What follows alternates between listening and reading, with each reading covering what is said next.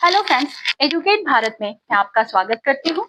हमारे चैनल पर आपको सबसे सटीक और विश्वसनीय करंट अफेयर्स प्रश्नोत्तरी मिलेगी और हर प्रश्न के उत्तर के साथ साथ मैंने सटीक व्याख्या करने का भी प्रयास किया है, जिससे आपको दूसरे प्रश्नों को हल करने में आसानी हो जाए।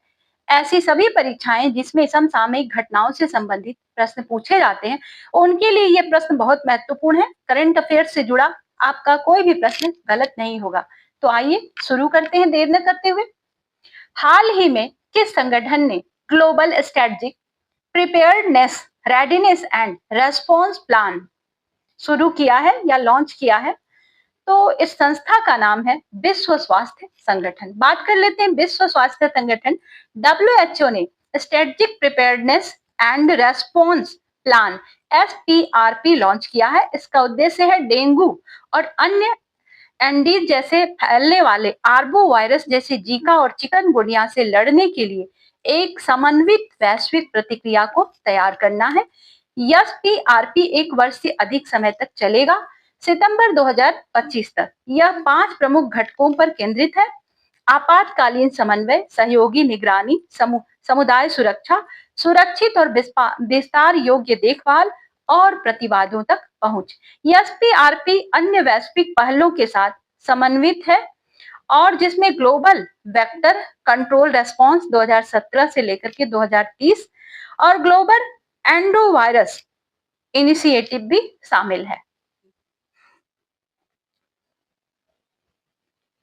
डिप्थीरिया जो हाल ही में राजस्थान में रिपोर्ट किया गया था, किस कारक के कारण होता है? तो डिप्थीरिया होता है बैक्टीरिया के कारण। ऑप्शन नंबर बी सही है।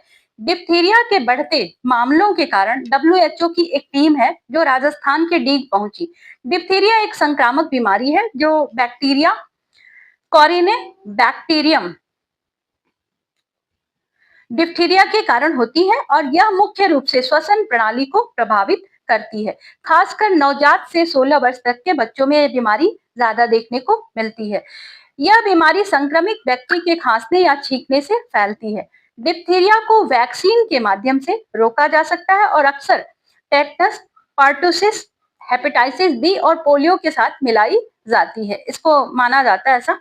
भारत में यह यूनिवर्सल इम्यूनाइजेशन प्रोग्राम का एक हिस्सा है और डीटीपी वैक्सीन दी जाती है इसके लिए।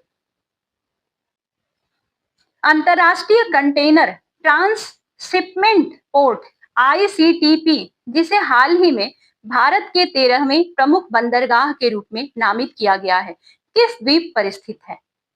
तो ये स्थित है great Nicobar. Option number A सही है। अब ग्रेट निकोबार की बात कर लेते हैं। ग्रेट निकोबार द्वीप के गैलेथिया बे में स्थित अंतरराष्ट्रीय container transshipment port ICTP Bharat का 13वां प्रमुख बंदरगाह है और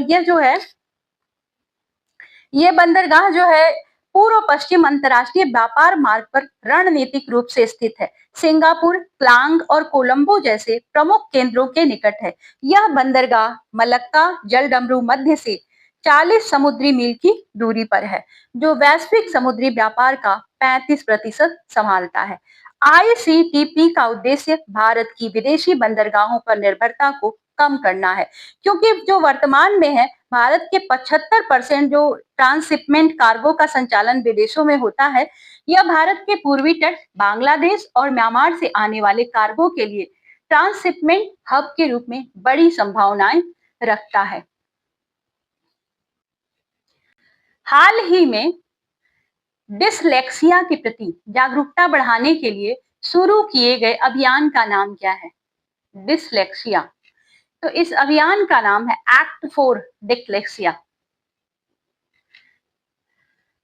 डिसलेक्सिया एक्ट फॉर डिसलेक्सिया जो है अभियान ने हाल ही में दिल्ली के प्रमुख स्मारकों जैसे राष्ट्रपति भवन, संसद को लाल रंग में रोशन किया है ताकि डिसलेक्सिया के बारे में जागरूकता और ज्यादा बढ़ सके। इस पहल को यूनेस्को महात्मा गांधी शांति और सतत विकास शिक्षा संस्थान, जिसको हम शॉर्ट फॉर्म में MGIEP और चेंज इंक फाउंडेशन का समर्थन प्राप्त है। यह अभियान सीखने की अक्षमताओं से जूझ रहे व्यक्तियों की चुनौतियों को उजागर करता है, जो भारत की लगभग 20% आबादी को प्रभावित करता है। इसका उद्देश्य समझ और समावेशिता को बढ़ावा देना है।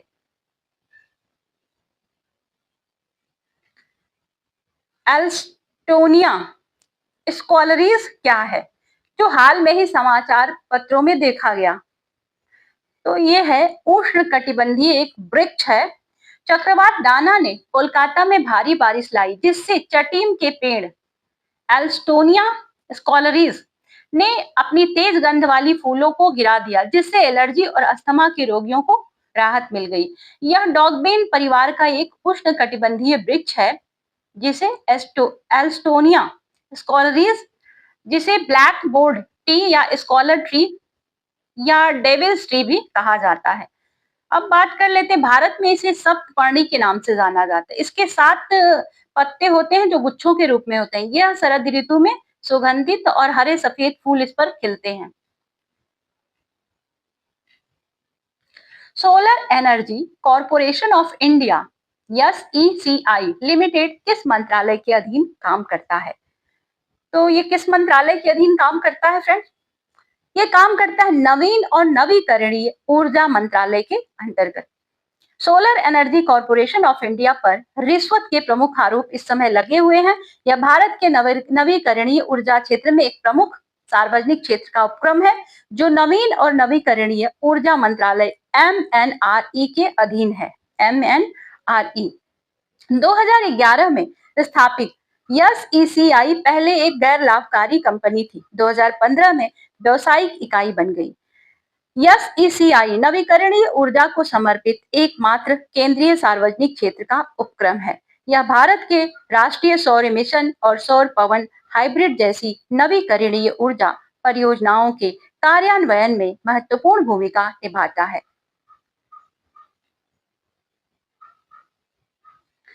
देश का प्रकृति परीक्षण अभियान नामक स्वास्थ्य जागरूकता अभियान हाल ही में किस मंत्रालय द्वारा शुरू किया गया? देश का प्रकृति परीक्षण अभियान तो ये शुरू किया है आयुष मंत्रालय ने।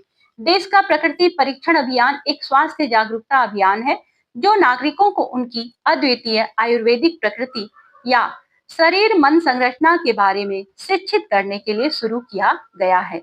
यह आयुष मंत्रालय द्वारा शुरू किया गया है और लोगों को बेहतर स्वास्थ्य के लिए आयुर्वेदिक सिद्धांत को अपनाने के लिए प्रेरित करता है।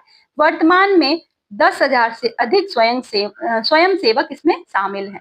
कई प्रतिभागियों ने इन प्रथाओं को अपने जीवन में शामिल करने का संकल्प लिया है। High energy stereoscopic system HESS वेधशाला, जो हाल में खबरों में थी, ये किस देश में स्थित है?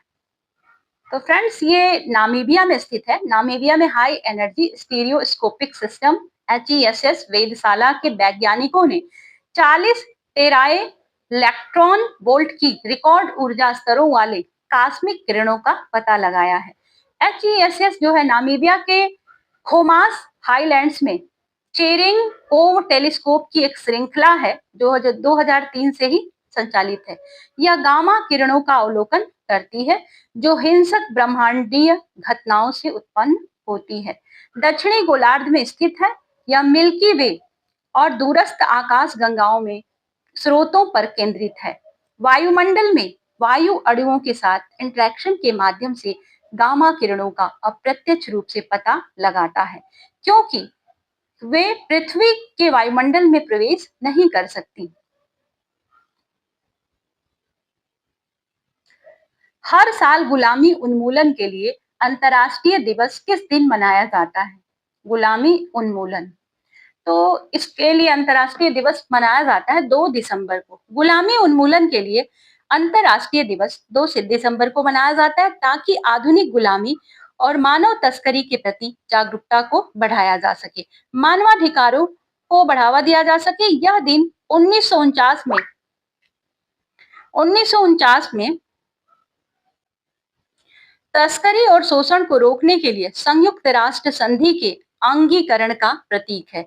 आज की गुलामी में जबरन श्रम, यौन शोषण, बाल श्रम, जबरन विवाह आदि शामिल है। संयुक्त राष्ट्र की एक रिपोर्ट के मुताबिक दुनिया भर में हर 10 में से 1 बच्चा मुख्य रूप से आर्थिक शोषण के लिए काम करता है। भारत में सबसे अधिक आधुनिक गुलाम हैं, जिनकी संख्या 11 मिलियन से अधिक है। हाल ही में किस संगठन ने अंतर्राष्ट्रीय ऋण रिपोर्ट 2024 जारी की है?